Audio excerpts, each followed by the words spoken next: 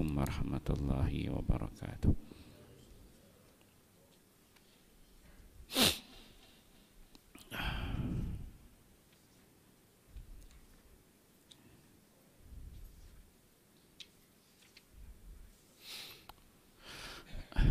Bab ikram muslimin, hak-hak seorang muslim. Hadis ke-92. An Ibnu Mas'ud radhiyallahu anhu qala Rasulullah sallallahu alaihi wasallam, inna min ashratis sa'ah ay yusallima ar-rajulu 'ala ar-rajul la yusallimu alaihi illa lil ma'rifah, rawahu Ahmad. Sayyidina Abdullah bin Mas'ud radhiyallahu anhu meriwayatkan bahawa Rasulullah sallallahu alaihi wasallam bersabda, sesungguhnya salah satu daripada tanda-tanda kiamat ialah seseorang memberi salam kepada seseorang yang lain semata-mata kerana dia mengenali orang itu, bukan kerana orang itu seorang muslim. Musnad Ahmad. An Imran bin al-Husayn radhiyallahu anhu qala ja'a rajulun ila Nabi sallallahu alaihi wasallam faqala assalamu alaikum, faradda alaihi assalam summa jalasa, faqala Nabi sallallahu alaihi wasallam ashrun, summa jaa akhar faqala assalamu alaikum warahmatullah, faradda alaihi fajalasa, faqala ashrun, summa jaa akhar faqala assalamu alaikum warahmatullahi wabarakatuh, faradda alaihi fajalasa, faqala salasun, rawahu Abu Daud. Sayyidina Imran bin Husayn radhiyallahu anhu berkata bahawa seorang lelaki telah datang kepada Nabi sallallahu alaihi wasallam lalu berkata, Assalamualaikum. Baginda sallallahu alaihi wasallam menjawab salam itu, lalu beliau pun duduk. Baginda bersabda 10, yakni atas salamnya itu 10 pahala telah dituliskan untuknya. Kemudian datang seorang lelaki lain lalu berkata, Assalamualaikum warahmatullah. Baginda menjawab salamnya itu, lalu beliau pun duduk.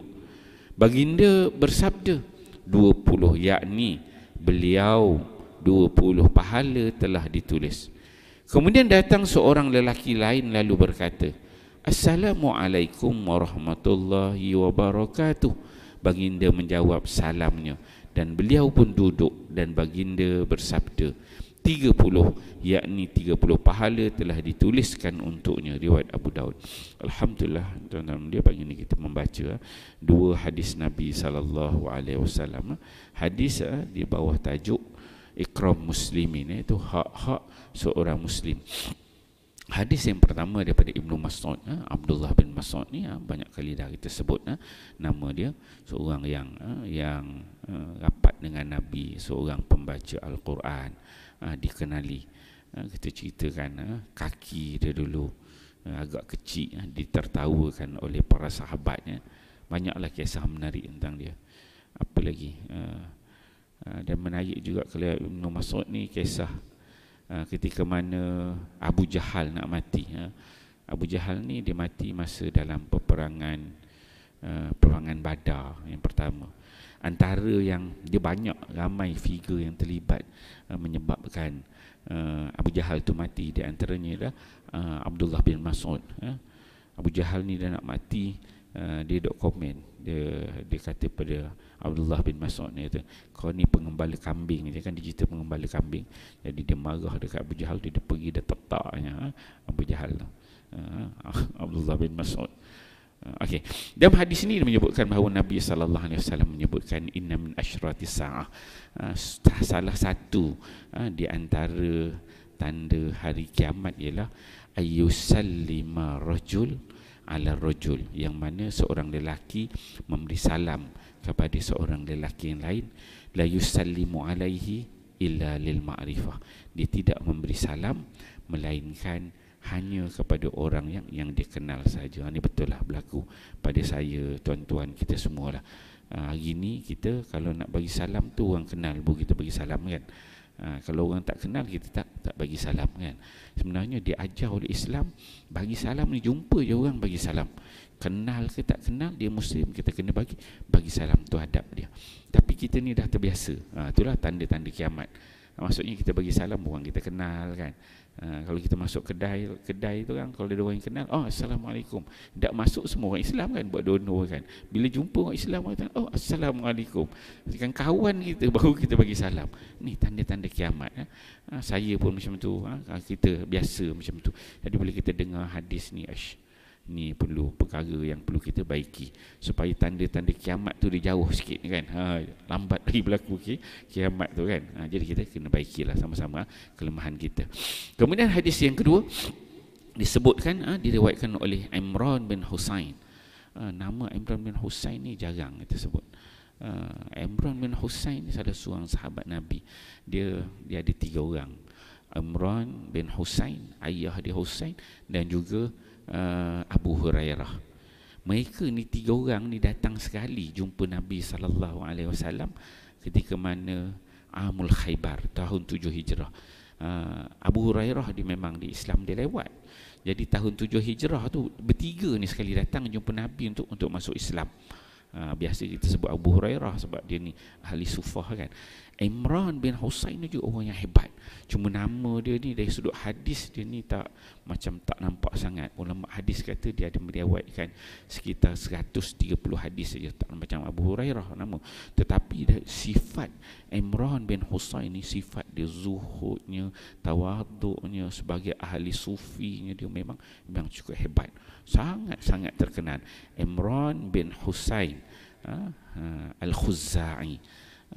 Dia ni 3 orang beriman dengan Nabi SAW sekali. Kemudian pada zaman Sayyidina Umar Al-Khattab, dia dihantar oleh Umar menjadi mufti dekat Basrah. Imran ni dia punya terkesan dia dengan hadis Nabi. Ada satu hadis Nabi dia kata, kalaulah kamu ni memula para sahabat dulu duduk dengan Nabi. Sahabat ni dia mengadu pada Nabi, ya Rasulullah, kami ni kalau duduk dengan kau ya Rasulullah selalu ingat akhirat, ingat amal ibadat, nak buat baik. Tapi bila balik lupa balik, jumpa kau ingat balik. Dia kata, masa itu Imran bin Husain dia ada. Maka Nabi SAW sebut, dia kata kalaulah kamu ini sentiasa teringat aja tentang akhirat, teringat tentang kematian, semua cukup beringat ibadat, maka kata Nabi akan turunlah malaikat berbaris-baris bersalam kepada kamu. Dia kata itu Nabi SAW sebut itu. Jadi Imran bin Husain ni, dia dengar hadis ni, dia sangat terkesan. Dia sangat terkesan sangat pada diri dia. Dia kata, macam mana aku nak jadi macam itu. Kemudian hadis Nabi tu, Nabi sebut dekat ujung dia tu, as-sa'ah. Maksudnya kita nak jadi baik ini, nak jadi ahli ibadat ni, as-sa'ah. Nabi sebut sikit-sikit kan. Tapi Imran bin Husain ni, dia dalam otak dia kata, as-sa'atul wahdah. Dia kata, aku nak satu waktu je, tak ada nak sikit-sikit, aku nak dapat terus. Bagaimana supaya malaikat boleh bersalam dengan aku. Sebab dia ni tadi 3 orang, Imran bin Husain, Abu Hurairah dengan ayah dia beriman dengan Nabi.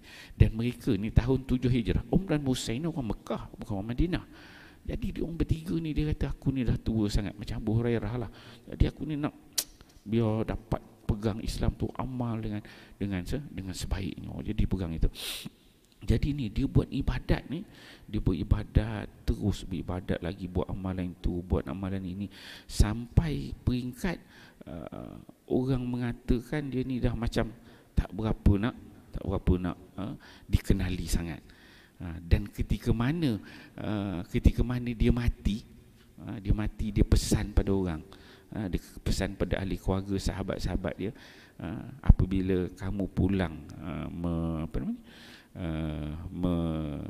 menguburkan aku, dia kata, maka kamu sembelihlah binatang-binatang dan bagilah makan. Dia kata, maksudnya kematian dia itu merupakan satu kematian yang cukup menggembirakan.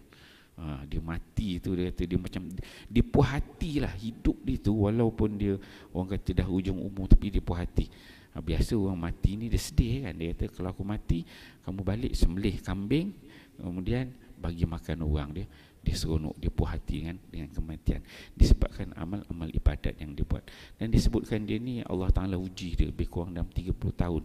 Allah Ta'ala uji dia dengan satu jenis penyakit, dan dia sangat redha dengan penyakit tu. Dia tak minta dengan Allah Ta'ala supaya dia tu disembuhkan. Dia tak minta supaya, dan dia redha.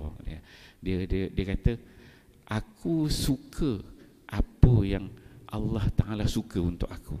Tu maksudnya dia faham penyakit yang kena pada dia itu adalah penyakit yang Allah beri. Maka Allah beri pada dia, itulah yang terbaik untuk dia, dan dia redha penyakit tu. Ini bukan level kita lah, kita boleh cerita dengar je lah gitu kan. Ni level orang yang tinggi-tinggi, kita ni cak ayang kan, level rendah-rendah. So dalam hadis ini Imran bin Husain dia menyebutkan telah datang ja'a rajulun ila Nabi sallallahu alaihi wasallam, seorang lelaki dia datang jumpa dengan Nabi sallallahu alaihi wasallam, dan dia berkata assalamualaikum, dia bagi salam pada Nabi. Kemudian Nabi jawab salam tu, Nabi jawab salam, kemudian lelaki itu duduk. Nabi kata, yang siapa yang hanya sebut assalamualaikum, Nabi katakan ashrun, dapat 10 pahala, 10 darajat. Kemudian ja'a rajulun akhar, datang seorang lelaki yang lain pula. Dia jumpa Nabi, dia bagi salam assalamualaikum warahmatullahi. Ni yang kedua, dia tambah. Tadi assalamualaikum 10. Yang lelaki yang kedua datang jumpa Nabi, bagi assalamualaikum warahmatullahi. Nabi jawab, lelaki itu duduk. Maka Nabi kata ashrun, dia dapat 20 pahala, 20 darajat. Kemudian ja'a rajulun akhar, datang seorang lelaki yang akhir, dia bagi salam juga kepada Nabi, dia kata assalamualaikum warahmatullahi wabarakatuh. Nabi jawab salam tu, dan dia, lelaki duduk, Nabi mengatakan 30. Ni kelebihan memberi salam. Dia punya level-level pahala, ada 3 level. Tukang bagi salam, tukang jawab tadi itu kita dah pernah bincang, maksudnya jawab tu kena sama ataupun lebih baik. Ini bagi orang yang bagi salam pula. Orang yang bagi salam tu ada 3 level.